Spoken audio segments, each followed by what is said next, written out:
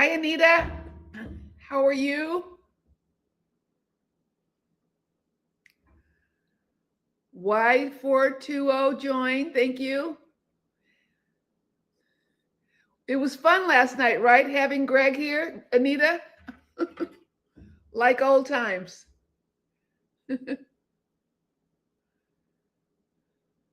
Yeah, I'm doing good. I'm doing really well. Having a good day. Anita? Yeah. So we're on Wednesday, Monday, Tuesday, Wednesday. So we are doing our third day this week. And Wednesday, we do lives here Monday, Tuesday, Wednesday. And then we take off Thursday, Friday. The hot shot. And then I take off Thursday, Friday, Saturday, Sunday. And then I come back next Monday. So this is really kind of like our Friday. So let's see. Yeah, so I'm on Facebook and I'm on TikTok all at the same time. I'm trying to put the screens closer together. Hi, Ms. Butterfly. How are you? How was your day? Oh, thank you. Thank you. It's been fun. It's still fun. We both have to pinch ourselves because, we don't know how we found each other. Like it was kind of like a needle in a haystack. But we seem to have found our happy medium. We have had our bumps along the road, but we've won out and we have a really, really fun time together. So he's at home today. He has on Wednesdays, he has to go to a bank, and then Thursdays go to another bank, and then usually he comes here on Thursday. But this Friday he has a meeting. He's still working, and I work too, but I work from home. So this week we're at my house, but he's got to go back to work. So he'll come back here on Friday night. And it's nice to have a little break. We're like, you have something to look forward to. And I'm going to talk about today is when did you stop dreaming? When did you stop dreaming? So, hi, Dorothy. Dreams, who taught you to dream big? When you were a little girl or when you were young, did you have dreams about your future or what you wanted? And it's sad when we don't have a dream. So I'm going to tell you a little bit. You're working at 62, you're driving a truck, and you own a delivery business. Good for you, hotshot. Let's go. That's great. And we want to acknowledge Anita. She is our moderator, our once in a lifetime moderator. She's the best ever. And I can't say what we would do without her. And I'm going to just talk about dreams a little bit here with Anita. So I had no idea about how to do a live or about what lives were for.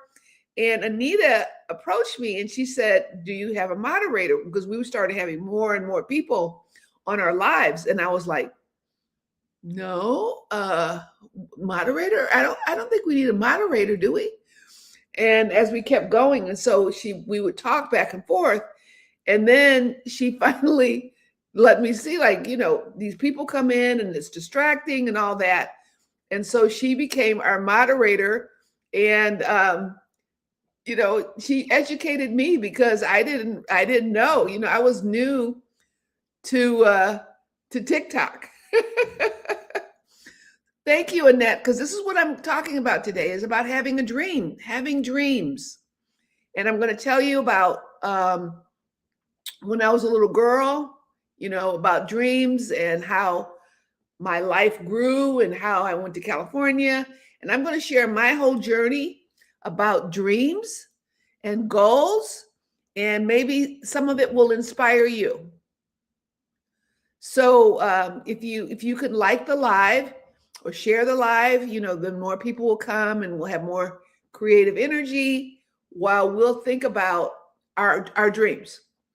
So the big question is, how many of you have stopped dreaming about your future? Say me if you have stopped dreaming.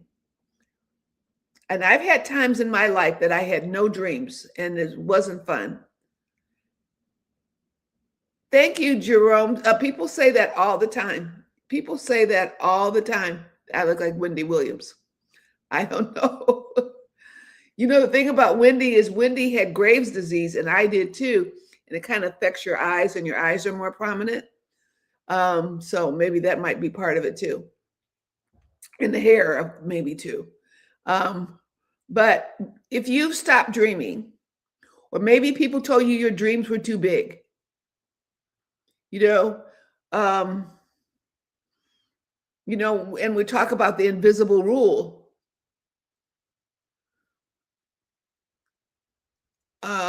Gosh. Or the biggest thing that I heard a lot was, who do you think you are? Who do you think you are? Like, really, you think about it, what kind of question is that?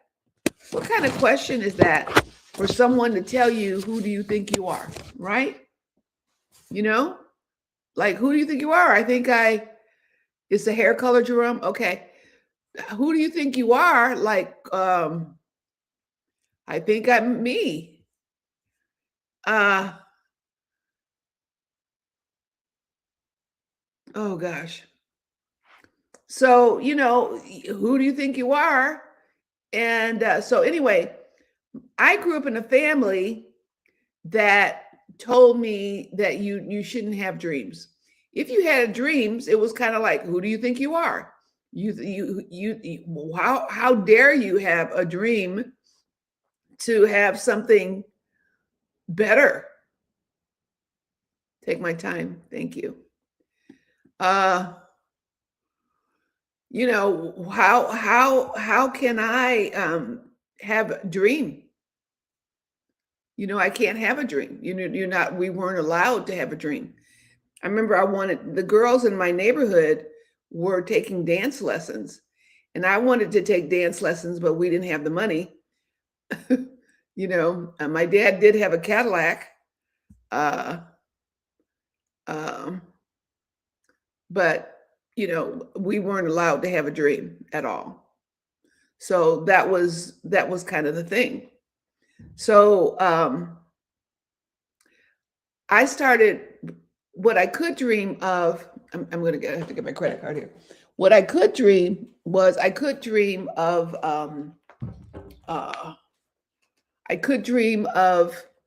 having a life. I could dream about maybe having hi dancing doll. Hi, Tara. I could dream through books. So because in my family, we weren't allowed, to dream or think big. But I will tell you who was a dreamer in my family, and it was my dad. My dad always had a dream. And I'll do this later. My dad always had a dream, and my dad's dream, he would tell me these dreams. None of it happened. He would say, yeah, I'm going to make this house bigger, and I'm going to do this. And then one day we're going to have horses. And he would sit there, and I was like this little girl, and I would like listen to him, and I would be like, oh, wow. Yeah, one day we're going to have horses, and one day we're going to have a bigger house. And hi, Trey Benet. So I had all those dreams, and my dad would dream, but nobody else in the house was allowed to have dreams. And my dad, he went for his dreams. You know what I mean? He worked 2 jobs. He worked hard. He was a narcissist, but he worked hard, and his dream was always to have a Cadillac. He always had a Cadillac, and so he kind of showed, like, I have a dream. I don't care about my wife and my 4 kids, but I'm going to have my dream. But I'm not here to talk about him. I want to talk about my dreams and my journey about how I started to have dreams. So, like I said, I would read books and I would say, oh, wow, maybe one day my dreams can come true. So I'll tell you about this woman, and I'm going to call her, let me see what name I could call her. So in case she's around, I don't know if she's around. Thank you. Um, I'll call her Lucy. Okay. So there was a young woman. I was married and I had kids, my little daughter, and I did have dreams, and we were 28 years old, and we were very well off financially. We had a business. My husband and I had a business. We had a nice house. We had nice cars. I had jewelry. I was 28. I had all those things because I dreamed about having it.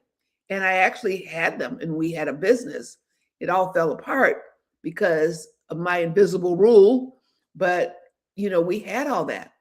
And so this woman, and I said her name was, what did I say her name was?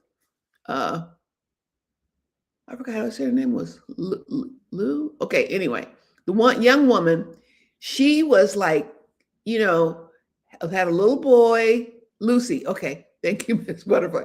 She had a little boy, and she had, she was in a relationship. The guy was with a big family and very abusive, and she was like kind of homegrown girl. She didn't have, hadn't been around much, and she just loved me, and she looked up to me, and I was like, oh yes, I have fur coats and I have a nice car, and I'm running a Thunderbird, and I have a home, and would take her with me to different places. And so I was like her mentor, and I would try to teach her different things. Well, life happens, and she went her way and I went my way.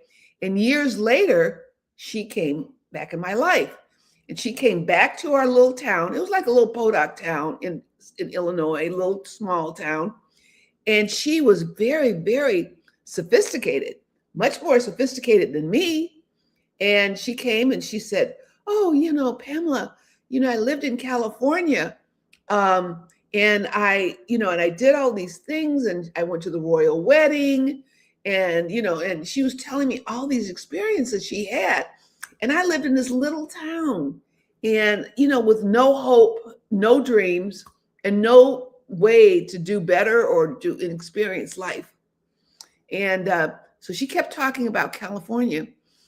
And I was thinking, maybe I should go to California. And I was like in my 30s. I was like maybe 30, let's see, 28, 9, 31, 32. Maybe I was 33 years old. And I decided, because my company that I was working with was going out of business, I said, I'm going to move to California with my 2 kids. My family was in an uproar. You can't move out there with your kids. You don't have any family there. And, how can you go out to California? And it's like the end of the world. And, nothing, this is going to be terrible. And I just said, no, I'm going to go. I want to go. I have dreams. I want to live life. I want to have a full life. And I can't have a full life in this little town.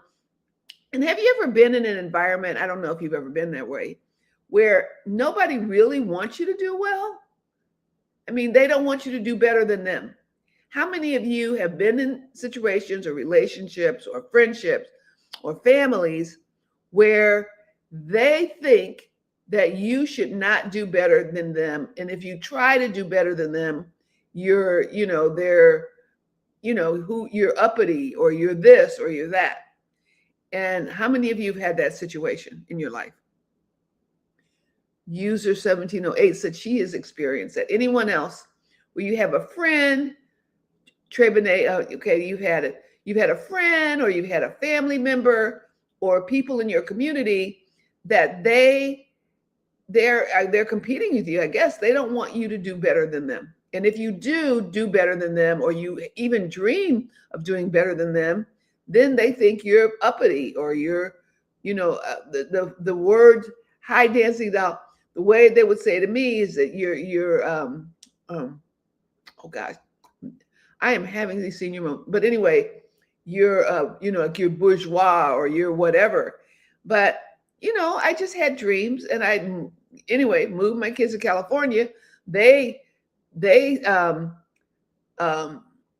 had my grandmother call me, you can't go to California, go to California. So anyway, I was bound and determined to move to California, because I had a dream because she had said to me, you'll have so many more. My friend the woman who had gone to California and gone to the royal wedding, can you believe it? And that was like when Princess died, married King Charles. She went to that wedding. And here she was, this little woman that that I thought I was a big shot and I was helping her.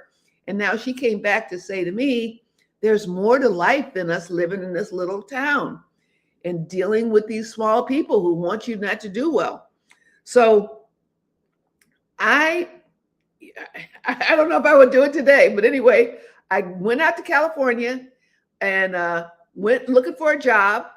And I said, if I get a job, I'm going to move back to California. And I was there for 10 days. And on the 9th day, I got a job. I got a job in California. And I said, I have my kids back in Illinois and I'm in, I have to go back and I have to close this business that was going out of business, but I can come back in a month. And they hired me and said, hi, Lisa, how are you? Welcome. You've always been an outsider in your family as well. Your circle is small. You keep everything to yourself. Okay. Yeah, because, people, when your own family are your haters. Hi, Marie, how are you today? So, I just thought, I got to get away from these people. I was young. I didn't know, but I said, these people, they don't want me to do well. Where have you been, ma'am? Grace is saying, where have I been? So anyway, I decided to move to California. I got the job. I came back a month. Someone watched my kids while I went to California and found a house for me and my kids to live. And my kids at that time were 10 and 7. So I went to California it was in 1983. Hi, Marie, how are you? You were the odd one in your family, Marie? Okay. So, you're here. Yeah.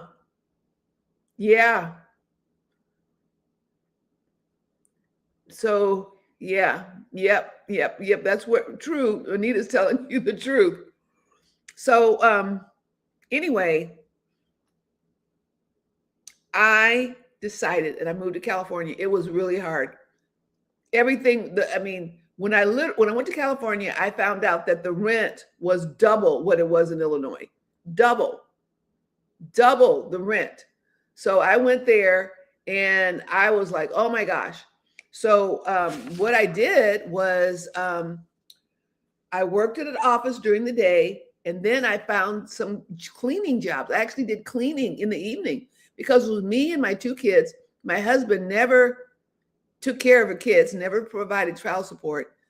By the way, my ex-husband, we were married for 10 years and I have 2 beautiful children, is in hospice. And my kids just went to see him and, he's not coherent. He's hardly eating and he's not going to be here much longer. And we were married for 10 years.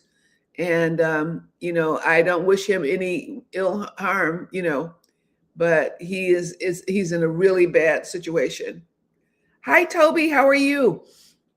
So anyway, I moved to California and that was in 1983 and it was hard, but I'll tell you, I have no regrets about reaching there because I did things and I experienced things that I never thought was possible. I never, because it wasn't stuff that I saw.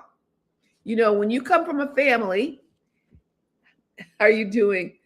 When when the family rules are know your place, don't be too big for your britches. How many of you ever heard that? Don't be too big for your britches.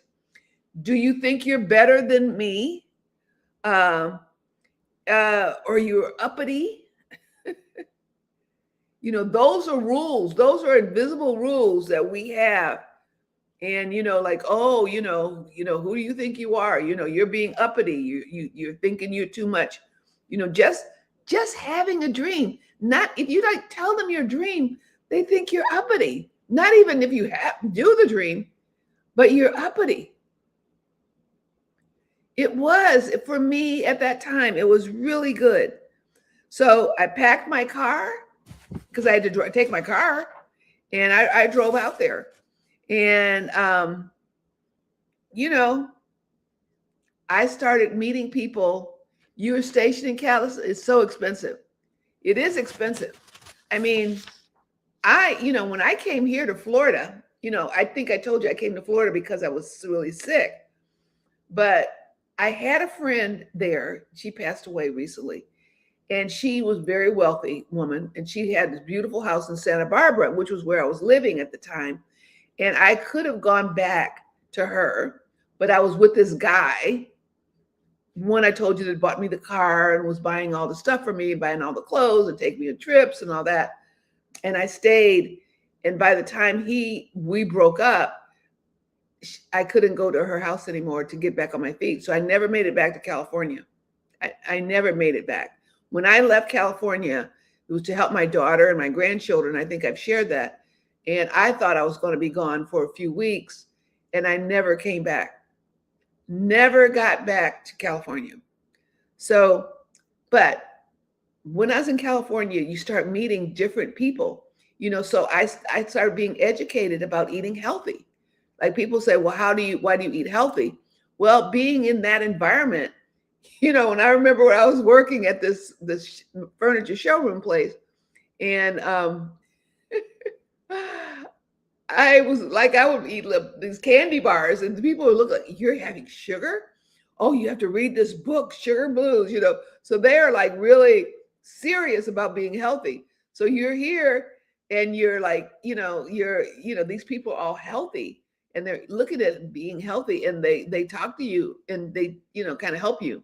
So anyway, I started becoming eating healthy, and, slowly I started exercising. I think that has a lot to do with why, I'm my age and I'm healthy. Like my ex-husband, he's 6 months older than me only. He can't walk. There's something, blisters or something on his feet, and he can't, he's got dementia. He's in hospice. He's passing away. And then, like my brother, who's 3 years younger than me, he's gone. And then my other brother, who's just 10 months younger than me, has been gone for like 15 years. So I feel really, really, really blessed that I am here. But what are some of the things that I started to do when I was in California? Well, they were like things like I joined a sailing club, and it was wonderful. And every Sunday we would go to this park in Marina Del Rey, and there were these, mostly it were guys, and they had sailboats. And then we would go on these sailboat boat outings. And one time we even did a sailboat trip and went to Catalina Island. And, like I was around these people and they had like these sailboats. I took sailboat classes. Greg always laughs because he said, you've taken a lesson for everything. But, it's like I had this dream, like, oh, sailing. I love boating. I love sailing. I was working one place. I was selling medical supplies. And I had, like for Christmas, like I had nurses. I went to the big hospitals in Los Angeles, and it was Christmas time. And my girlfriend, her husband had this yacht. He had a yacht. And you know what he said to me? He said, would you like to have a Christmas party for your nurses on my yacht? I'll have it on there. I'm like, would you? I mean, it charged me a penny. And I did. I invited the nurses, and they had never been on a yacht, and it did help me with my business. And so I was around people like that, and I didn't know why they would help me. I just felt, I did travel. Most of my friends had all traveled, when I was in California, they'd all traveled different countries, or they were from different countries. One of my good friends was from Australia. I guess it's very diverse. The other thing is diverse. So it was very diverse.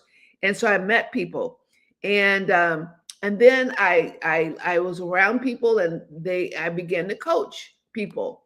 And I've literally coached international celebrities. I've coached people who had their names on universities or the hospitals. And those were things that I had always dreamed that I would do, and I didn't believe that I would do it. And I was in like homes that I didn't imagine. Now, when I first went to California, I was working during the day and had a cleaning business. I literally did cleaning. That's why I have cleaning people in my house today. I don't know. You all have, like, I do not like to clean. I will, but I won't, you know. But, you know, I would be in these people's homes and I would be, wow, they have a very nice life and they can afford a cleaning person. And I'm the cleaning person. And I would have a crew of people who were like, they were from uh, El Salvador, and they helped me, you know, they work for me. And so I would work at an office during the day, and then at night and weekends, I would go clean. And I remember one morning I was like in a bad mood and I was cleaning at this place before I was getting ready to go to work. And the woman walked in the bathroom and I said, I hate cleaning. And the woman was shocked. You know, she was like, she would live there. She said, Pamela, I thought you loved cleaning. You're always like, who loves cleaning? She said, I said, well, and I felt this way. I believe this about myself. Well, I can't make it on my own. If I don't clean, you know, I won't be able to pay my bills. She said, Pamela, you need to stop cleaning and you need to find a way to make money and not cleaning. You should not be doing something you do not like to do, that you hate doing. And I was like, you mean I don't have to clean? Tara, you hate cleaning too.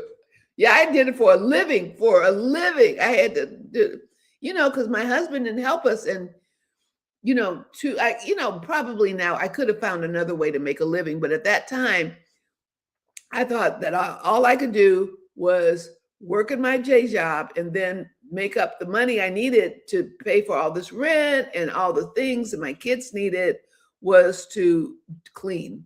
And they would go cleaning to me too. They still like, Mom, remember you used to make us go clean? Oh, they make you do cleaning stations every day on the ship. And it's been 15 years. Oh, and you like me, you don't like cleaning, Tara. That's one thing about when I go to Greg's house. I do not clean. Your mom cleaned also, Lisa? Yeah, I don't clean. I mean, that's the thing. You know, like people talk about being married, me and Greg married. We really live, I guess, more like roommates than anything because he does his laundry, he cleans his house. Now I'll clean, like last time I was there, I cleaned the bathroom because it's the bathroom that I use. I mean, and he keeps it okay, but you know, I could go in there and say, oh, I'm the woman. I'm supposed to go in here and make things, you know, nah, no, you know, I pay people to come clean my house. So why? Hi, Shishi. I pay people to come clean my house. Why would I go and clean his house? So he does what he does. He does whatever he does around the house and he keeps it fairly decent. Oh, it's therapeutic for you, Anita? Oh, good for you. No, I do not like that. I mean, my house is I keep my house very nice. But I do have someone coming to clean. And so I need the scrubbing, you know, get there down and scrub the floors and do all that and dust and clean, you know. So I have someone come in, you know, preferably I'd like them to come every 3 weeks. It's just me. I don't make that big of a mess. It's traumatizing for you too. It's traumatizing. Anita says it's therapeutic for her. And Lisa, you said it's traumatizing for you. That's the opposite. You play music when you clean. Yeah. Do you have your headphones?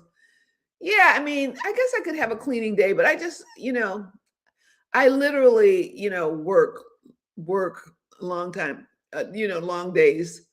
And I, you know, share. So, but anyway, I was talking about the cleaning, but you know, so I would be in these people's houses and I would clean and then I would be like, oh wow, I wish I could have a life like that. I wish I could, you know, do the life like these people.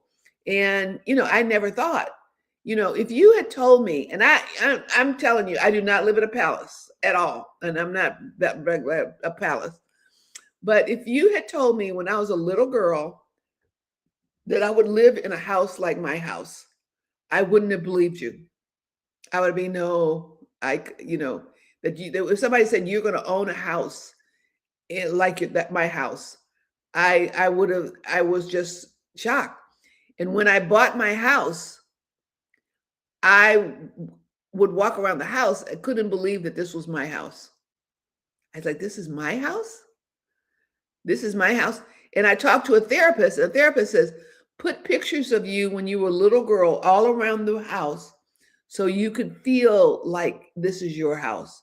And I had to do that. I had to put those pictures up there and just kind of like, wow, can I have this? This is my house? This is my house? Now, I mean, my house is not as big as Greg's house. In fact, I could have bought a big house. Well, he bought a big house that he works around and he improves. I bought my house. Nobody else had ever lived in my house before. And so it was like my house. And a friend of mine, she came and we just kind of like laid out how we wanted the house to look. And we did all that and got the furniture and all that. And I've been in my house now, I think it's like 14 or 15 years. So I didn't think that I could have my own house, you know. So, so that's like another thing that people say, oh, you go get married. Like, what would I do with my house? That, my dream now is to pay my house off. That's my dream. That's my dream is to pay my house off. So, but I started having when I went to California, I started having really bigger dreams, really much bigger dreams. And because I saw how other people were living and I said, oh, I could have this. And, people say, well, where do you get all your energy from? And I think one of the things that binds Greg and I together is that we're both dreamers. So I know probably you might know that a few weeks when I first met him, he would always talk about the lake house. He would say, I had a lake house and all the things, his kids, and they skied and they did all these things on the lake. And he wanted to have a lake house again. So he bought some property, which is why he ended up dating here in Jacksonville, was he bought some property that was across from a little pond and it had some water. So it was like, it wasn't a lake house. It wasn't like on the lake, but it was like close as he thought he could get. And I remember I would say to him, I think you can get, I said, I'm believing that you can get a lake house one day. I'm believing that you can get a lake house one day. So, he was looking and he was looking for lake houses and he's looking at boats. He's the research king. Anything you name, he researches.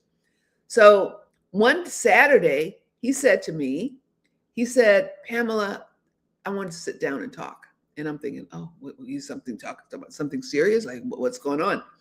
He says, I've really been looking at these lake houses and I'm really seriously thinking that one day I would really like to buy a lake house. And I said, well, let's go. Let's go look at the lake house. He says, now? I said, yeah. It was like 11 o'clock on a Saturday. I said, sure. I'll pack my bag, because it would be an overnight trip. It was in Georgia somewhere and we'll go. He says, you sure? I said, sure, let's go. And so we got in the car and drove, and he had the places like the lots that he was looking at. Now, the first lot he went to look at, it was, because he was looking at land where he could build. So the first house was on this lake and it was like up on a hill and there was nothing but trees and all this stuff. And then the realtor, husband and wife, came to show us the property. And so we're looking at this property and you can't even walk through the land because there's all these trees and all that. So Greg's in there walking through the trees and in the woods. And I was following him and I'm like, I'm going to fall. So I decided to go walk with the realtors. So Greg thought we were like just toughing it out, going through these trees and going through this. And he looked up behind him and I wasn't there. He was by himself. Like, where'd you go? I'm like, I'm over here with the realtors. So anyway, we looked at that land and it was like rough. That was going to be rough. And the to go through the fence, you had to go through the fence, and it was a gravel road. It was like, oh, this would be terrible. Anyway, we looked at other land and we didn't end up seeing anything. And on our way out, there was a really nice piece of land on sale and had a sign up. I said, look, here's a piece of land that's really nice. It's on sale. He said, yeah, but it's Saturday night at 6:00. Nobody's going to be there. I said, no, let's call. So I called, and they answered, and the realtor answered, and they said, yeah, it's for sale, and it's it's going to be reasonable. So anyway, long story short, we got out the car. We walked on this land. It was like nothing like the other one with the trees and all the stuff. It was nice. It was in a nice neighborhood. There was neighbors on each side, and it just was a really nice community to have a lake house on. And this was his dream, to always have a lake house. And do you know what? He bought the land. He bought the land. He bought the land to the lake for 24. He's been divorced for 24 years. I think he tried to keep the lake house when he was down here, but he just couldn't afford, to keep living here and have the lake house there. But that was like one of the best times in his life, was when he had this lake, and how he raised his kids on the lake. And on Father's Day, his daughter said, Dad, we really thank you for all the sacrifices you made and all the fun we had as a family living on the lake. So here he is, like in 74, and he still wants that, to live on the lake. Like, it's a dream. So, I really encourage that. And so he's, hoping to build a house on this lake, and he's looking at houses and all of that. Now, he doesn't have the money yet to do it, but he has the dream. And that's the thing. We don't have to have all the stuff. We have to have the dream. So, like my dream long ago was to live internationally, and to, at least travel internationally. And I love it. I don't like to go travel and sit around the pool, so a lot of people travel, and they might as well be in anywhere, because they're going to just be on the resort, and they're going to lay by the pool, and they may go look at a museum or something, but they do that. But I like to be with the people. I like to meet the locals, especially if you go a place where there are American people living there, expats, and they're so fun, because these are people. Yes, dreams come true, Toby. You know that, one day at a time, one step at a time. So, yes. So, we all can have dreams. And so, that's his dream, is to have a lake house, and I support him. And so, my dream for Greg and I was to go to Portugal. And it's been a way to go, because he's not really a traveler. And that was one of the things when we got together. I'm like, oh, wow, I wanted someone who wanted to travel internationally. And Greg is like working in his yard and raking and cutting stuff. And, that's his thing. That's not my thing, but that's his thing. So he doesn't really, into travel, but he's ready. He said, okay, Pamela, we're planning to go to Portugal this September. And, so that's my dream, because I've been there. I've been to Portugal. I went to Lisbon with the guy who ended up dying. And then I went to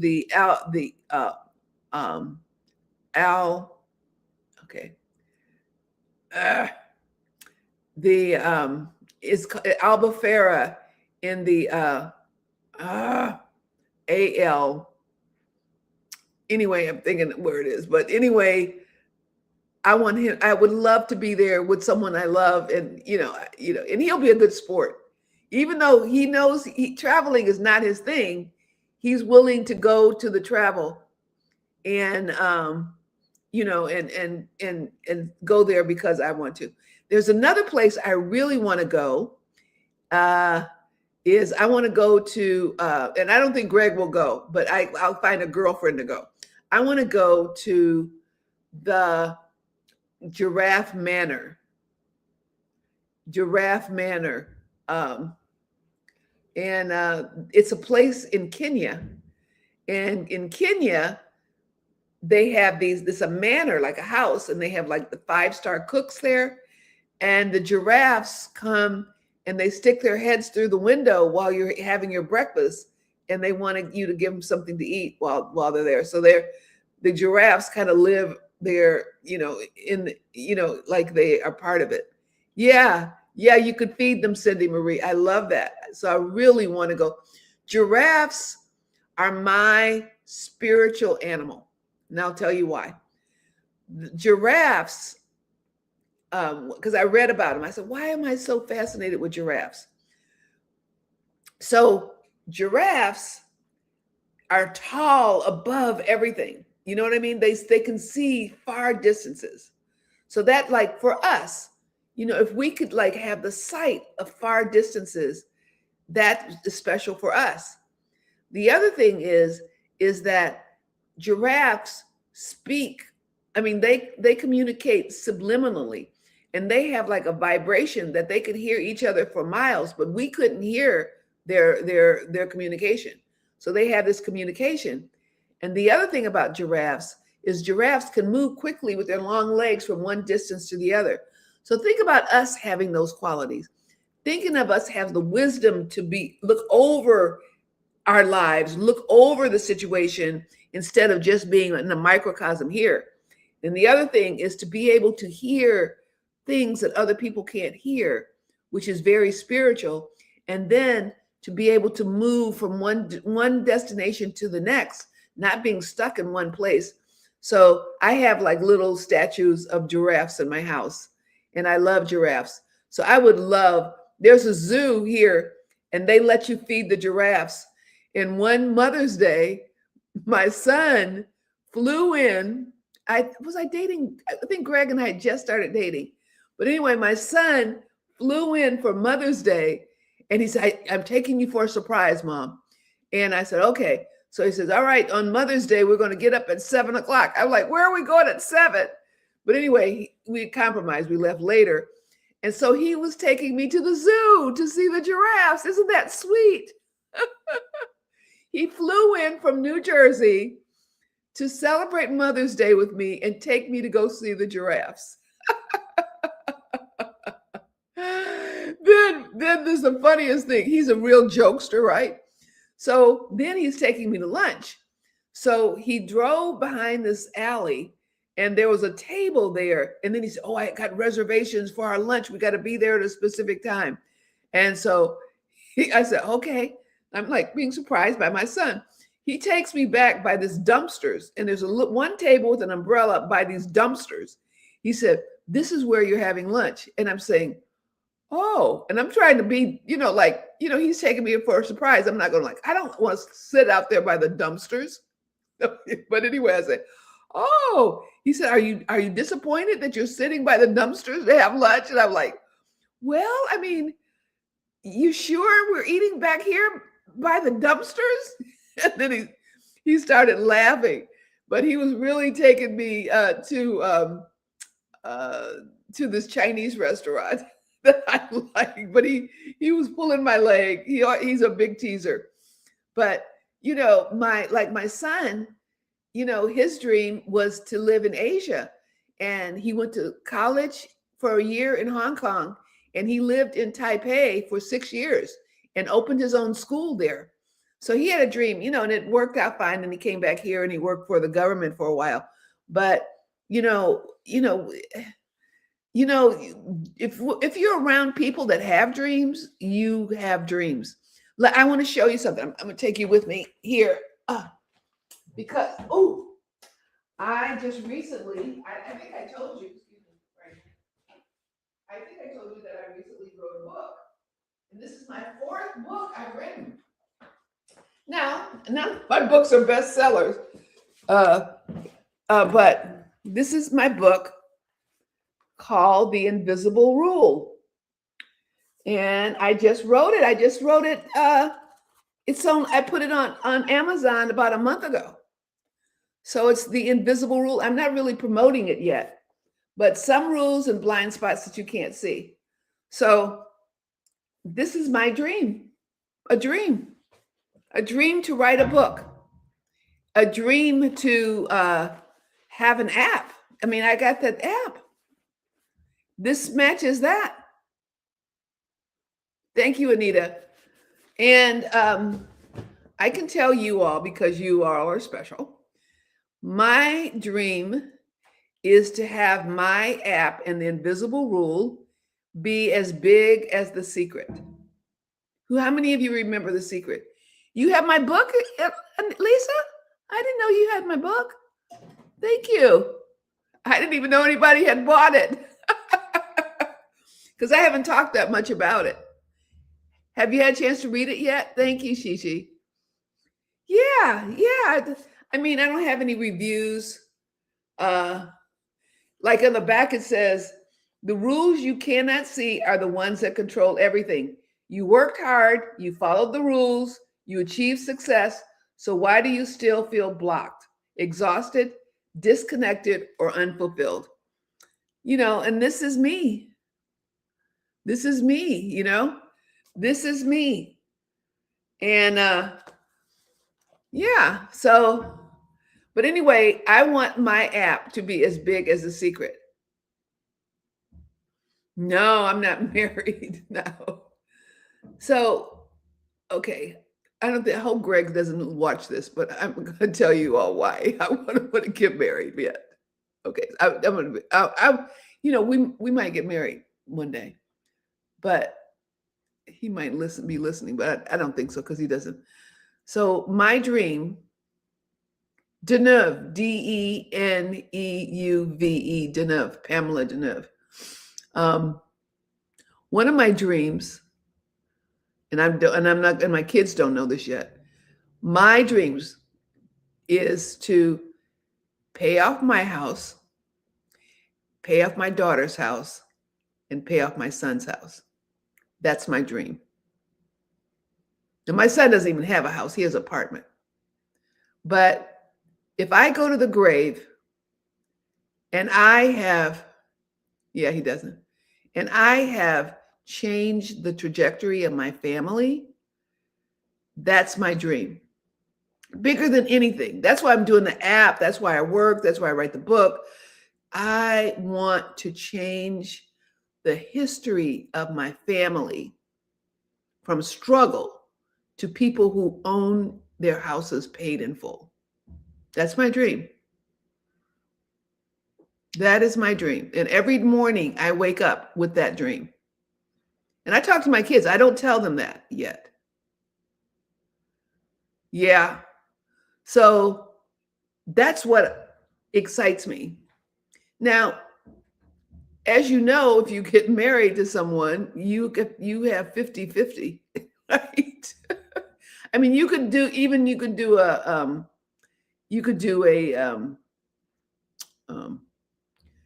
prenup, but he has his things he wants for his kids.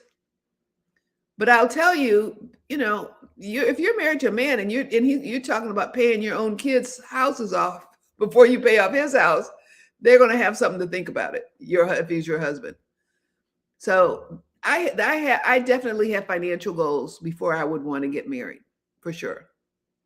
And the most important thing I can do on this planet is to change the legacy of my family.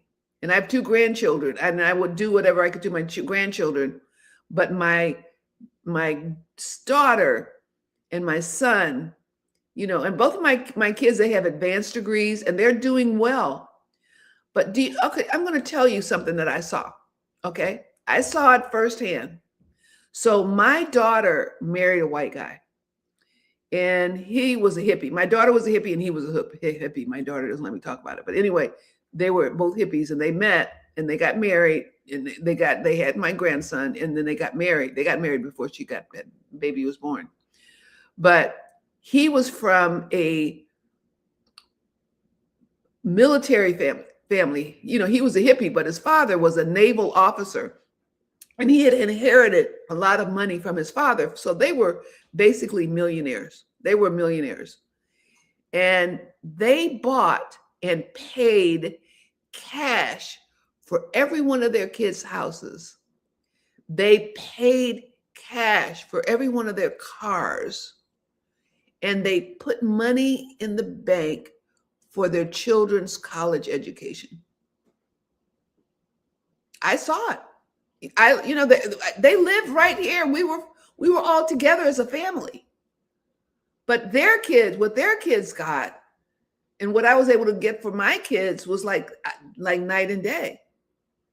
And I was like, oh, can you imagine if you start life and you don't have a house note, you don't have a car note, all you're going to do is go up. Then your house is going to appreciate. Then you can get another house, and your kids' education is already taken care of.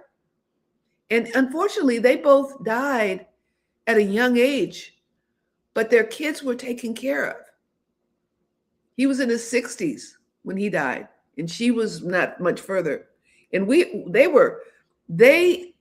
I love those people because they grew up. I mean, they were not been around Black people, and here their son, who was the rebel, married a Black girl, and then they had biracial kids, but they provided for my grandchildren. My grandchildren had privileges. My granddaughter graduated from Yale. She just got her master's from Yale.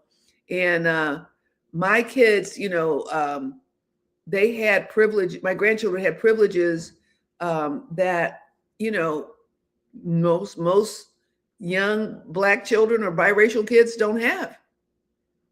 So that's what I learned. I mean, they taught me more about family because, I came from a very narcissistic type of family and people that put you down. But so anyway, I just said, you know what? I have a gift, and if I could use that gift and make my family better and make my kids' life better, that there's nothing that I would, that then I could go, just like my kids are going to go visit their dad. Their dad is like, he's in poverty, he's impoverished, he can't take care of himself. He never took care of the kids. He never provided child support. He never did anything for my children, our children, that we planned. We were married 5 years before we had our first kid. We planned. I deliberately stopped taking the pill so we could have our first child. And then 3 years later, we planned for me to have our son. So it wasn't like I had accidents. We were married, and I was very much into birth control, even in my 20s. And, and then we divorced, and he went off and took care of someone else's kids and never provided for our children. But that's okay. I think it's fine. So, when I met Greg, like my dreams for Greg and I, like I have a dream, and I do have a dream that Greg and I will marry one day. I do. I think that will be part of it. And I think that we'll have the lake house, and we'll live like the lake house. And one of my dreams would be to help him pay the lake house off. You know what I mean? So we would have that. I mean, I'm talking, my goals are huge. I'm sharing it. Now, if my mother or my brothers, or they would hear, they say, who do you think you are? How do you think that's possible? Well, I mean, I'm not guaranteed that they're going to happen, but what a life it is to wake up every morning with that in my heart. What is it wonderful to have it in my heart, like every day, and to talk to my kids, and they don't even know that I have that planned. I visualize it in my head. I visualize me going online, paying off my house. I visualize flying to North Carolina, my daughter, and seeing us at her bank, paying her house off, and her crying because she's very emotional. Like, Mom, are you sure? You know, and I dream of being in New Jersey and helping my son find a house for himself and help to furnish it. I mean, that's what makes me tick. So we have dreams. You have to, what are your dreams? Think about, what are your dreams? I'm 77. Most people have packed it in. You know what I mean? It's like, okay, whatever happened didn't happen. But my lesson is, if you don't stop dreaming, how I got my house. I'll just tell you this before I go. I was in a condo, and some people that I knew, that I trusted, the market was going down, and they tricked me into buying this condo where I was stuck. And my friend in London says, I think there's something fishy about that condo. And she had me research it, whatever. Anyway, I found out that people that down the street were buying these condos for $75,000, and I was stuck with $150,000. Anyway, long story short, I got a lawyer, and then I said, okay, I'm going to get a house. And I went. Somebody told me, go here. I got the mortgage right away, sitting there, and then I was trying to find a condo, and the realtor said, why live in a condo when you can have a house for the same amount of money with the condo fees? And I was like, really? And then she took me over here, and I bought a house. I never dreamed I would have this house. And then I said, oh, okay. So if we're open, people help us along the way. So anyway, and if you could put the invisible rule, I'm going to put this here, because I want you to do that. If you haven't done the invisible rule, I want you to do it, because this is where you begin. This is what will help you start to dream, because you'll find out what's in the way of your dreams. What's in the way? I do it like I personally should do this every week. I should do the invisible rule every week, because it clears your mind out and lets you think of what you're saying. You don't have to pay anything. I mean, you could get a report that's $7, or you could do the deep dive, which is you get a video, you get a 10-page report, you get a podcast, you can get all that. That's $97. But don't worry about that. You could just do the voice thing and get lots of value and not pay a penny. I pay, actually. But, we have to keep our brain, we have to keep challenging our brains, because our brain wants us to stay in our comfort zone. So, every day I wake up, do I feel like, oh, wow, I'm going to do it? Sometimes things look like, oh my God, how am I going to get there? But I just have faith, and I keep visualizing, and I am working, like I said, I finished my book. I have my app, and I have someone on Tuesday who's going to send my app to, I think, at least 300,000 people. So people are going to help me to get it out there. You know what I mean? When you have a dream, people come along your way to help you. Just like that young girl came along and had me go to California. And in California, so many different people helped me to be who I am today. And I want to really help my children, and I want to help you all too. This is why I come here. So anyway, this is it for the week. I'll be back next Monday, and Monday, Tuesday, Wednesdays are the day. And then Thursday, Friday, Saturday, Sunday, I stopped being a workaholic. It's so funny. I don't know if you could listen to Greg yesterday. Like, he wants to spend time with me. And I'm like, oh, there's somebody I need to spend time with. When you've been by yourself for 46 years, you're just like, okay, I'm working till 10 o'clock. And I'm definitely, because I have these goals and these visions, I could work around the clock. So then I have to go, okay, time for us to have dinner. And then I'll sit down and watch. He watches TV while he watches his Violet pictures. but he wants me to be in the room with him while he's watching it. So anyway, think about your dreams. Think about your dreams. And when we get off this live, write down one dream.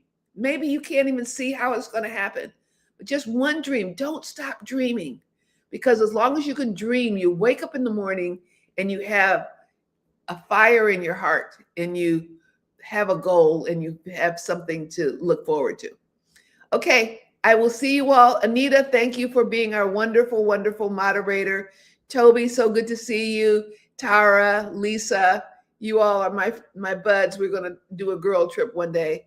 That's a dream, right? That's a dream that we're going to go on a girl trip. Yeah. Yeah. Yeah. Okay. All right. So I will see you all next Monday. Thank you. Yep. That's right. That's a dream. Absolutely. Okay. So I'll see you all soon. Bye-bye.